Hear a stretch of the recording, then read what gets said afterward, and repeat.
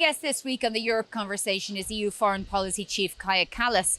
I talked to her about the unprecedented step by the European Commission to propose sanctioning trade with Israel over its war in Gaza. She tells me how she's calling on Germany and Italy and other EU member states to support the measure.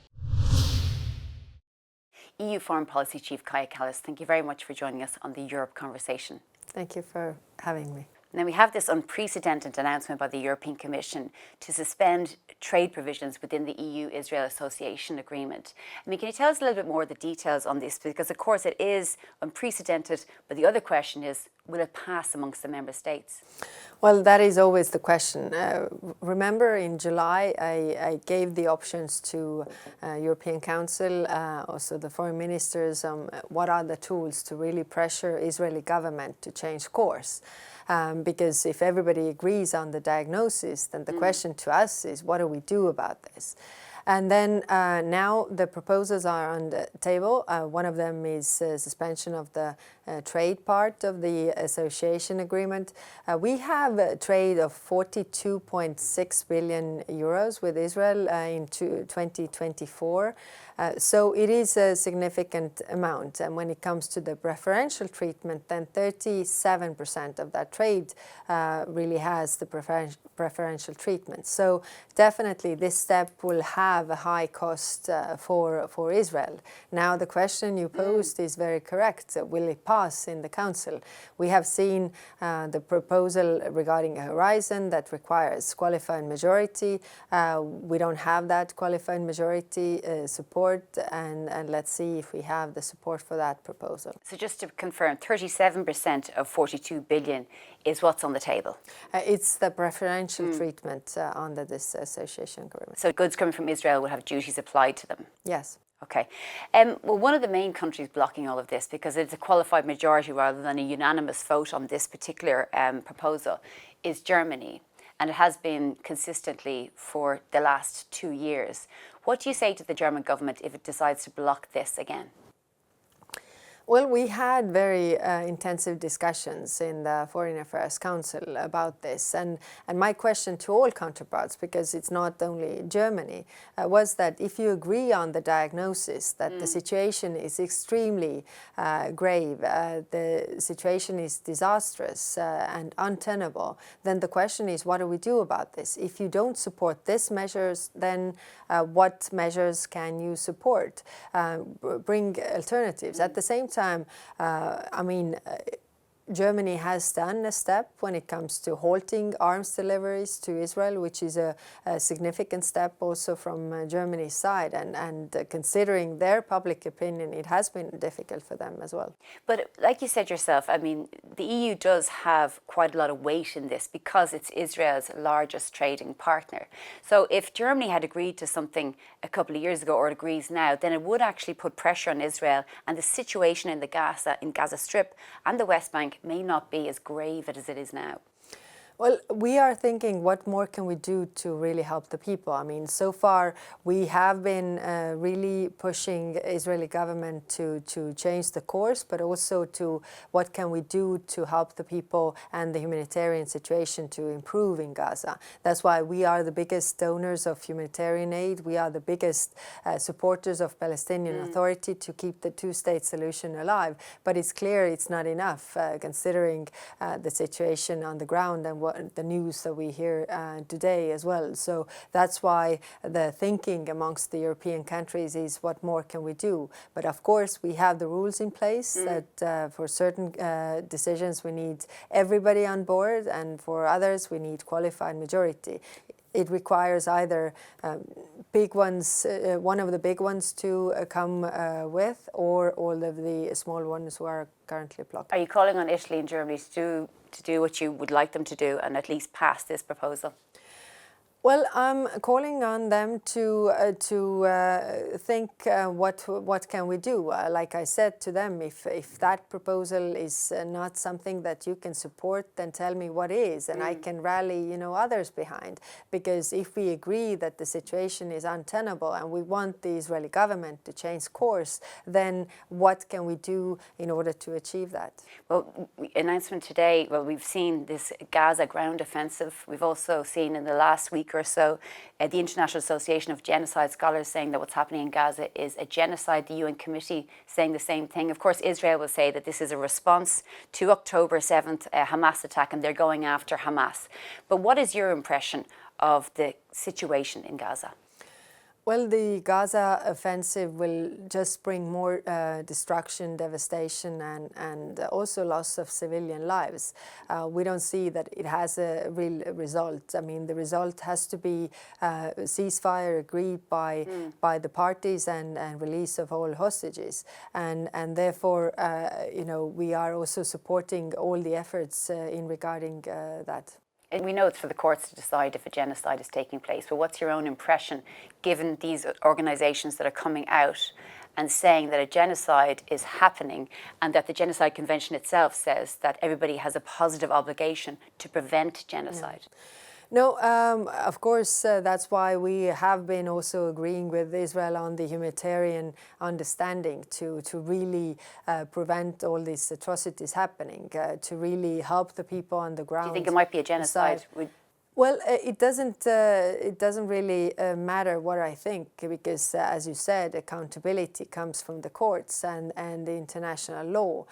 So these institutions have stated that this is the analysis, and of course it's up to the courts to decide what is the really accountability for that. Okay, you made an agreement with Israel just earlier in the summer to substantially increase the amount of humanitarian aid, border crossings and so on, or crossings to allow more trucks come in, but that has not materialised, not in the way that it was agreed.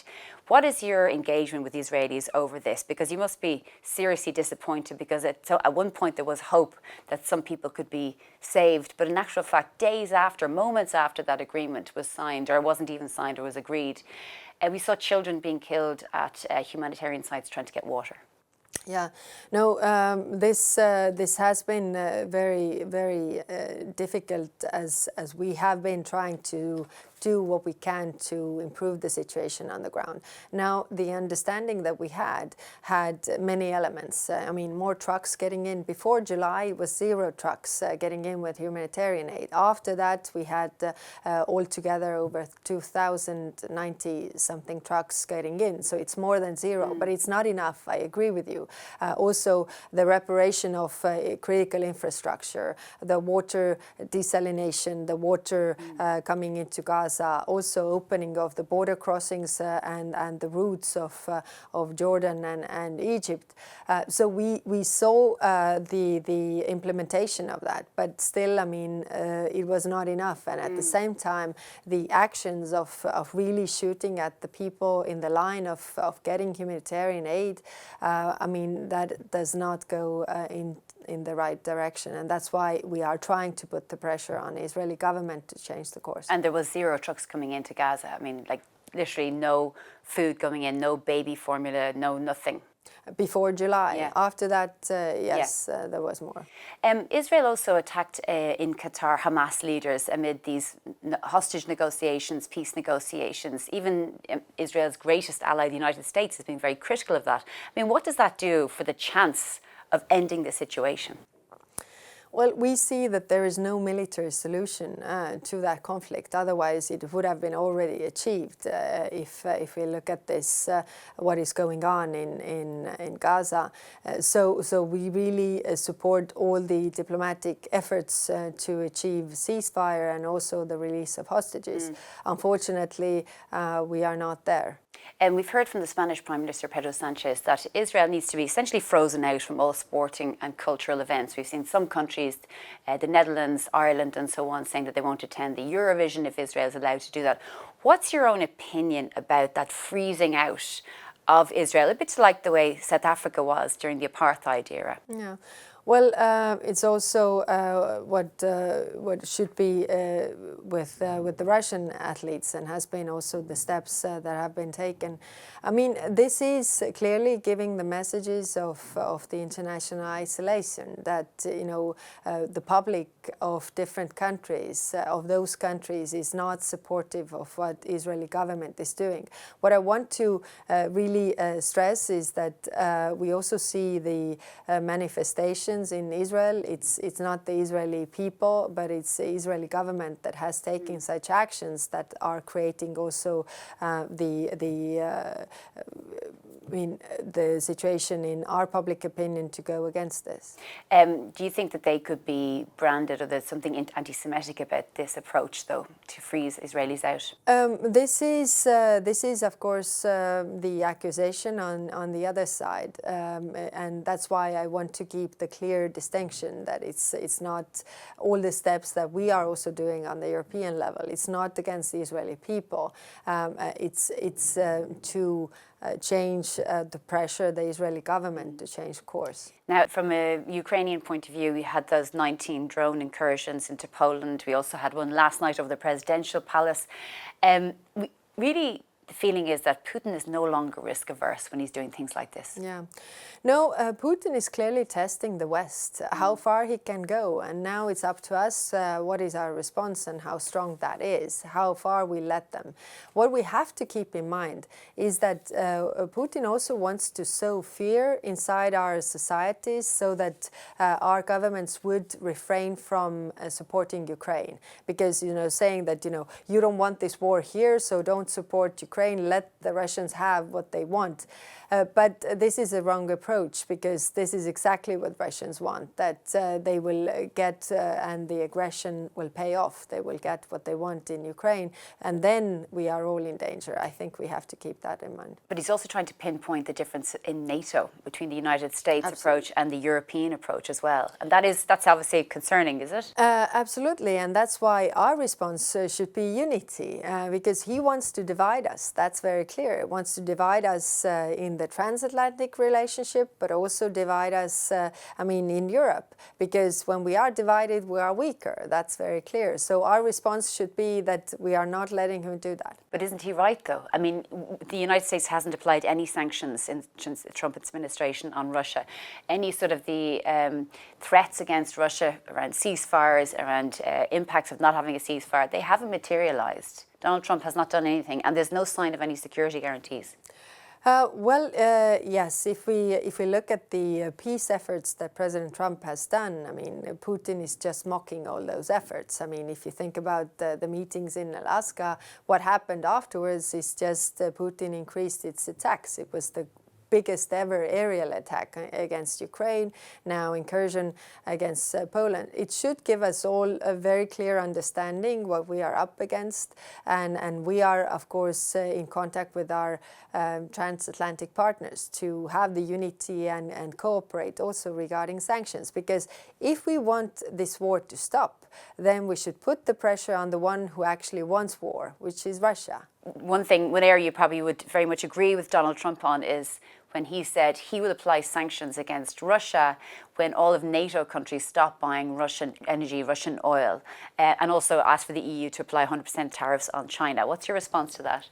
Well, first, we are believers of free trade, so not really tariffs. But when it comes to sanctioning oil and gas, we have been saying this from the first day.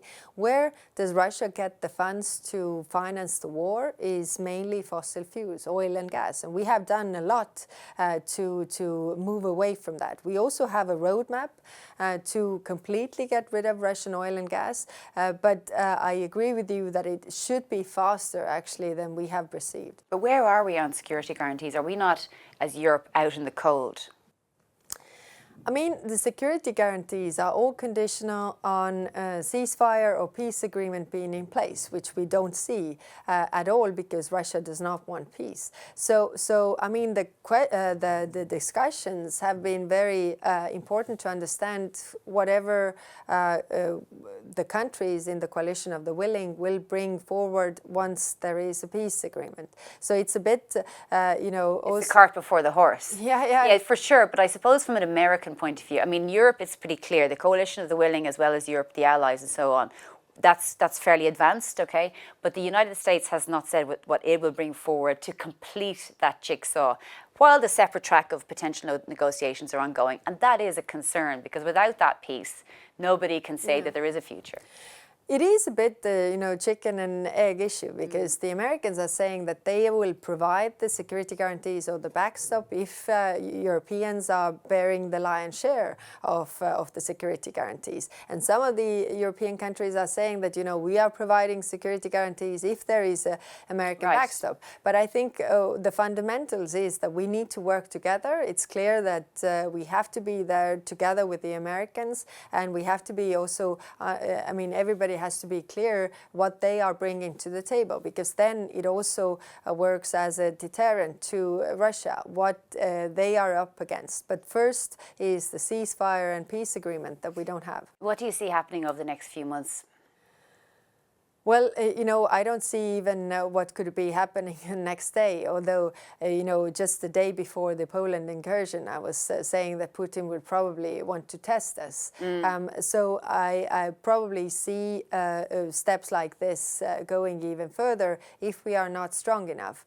What we try to bring to the table is of course, a next package of sanctions, really strong response to Russia, and also convince others to do the same. And what if this happens again, more incursions, particularly because the expensive nature of trying to shoot these down is massive for Poland and NATO, these small drones which are inexpensive, costing a huge amount to defend European territory?